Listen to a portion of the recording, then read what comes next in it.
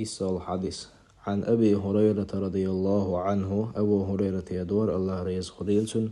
أن رسول الله صلى الله عليه وسلم قال ديل إلشنا ديل رسلام باشد خليلسن ديل رأل الساعي على الأرملة يسين عشو زوتشنا والمسكين مسكشتجي غلق عشوج كالمجاهد في سبيل الله نيق آرول وشو المجاهد سنو الساعي على الأرملة حسم دا دعوال يسين عشو زوتشنا والمسكين شي حشت قوش دا ترو يوشول مسكشتجي غلق عشوج كالمجاهد في سبيل الله نيق آرول وشو المجاهد سنو وأحسبه قال أبو هريرة باخ خي إشت إيلر الخيتسون ديل إلشنو شا أولش خناحا قي إشت إيلر الخيتسون باخ أبو هريرة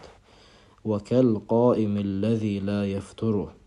أدلش ووش بيسنش دنيش وكسنة وإذا وكالصائم لا يفطره دوست ووش مرنش قوب وكسنة وإذا إيلر الخيتسون باخ متفق عليه الحديث بخاري مسلم صحيح خلال أحبرت الحديث ده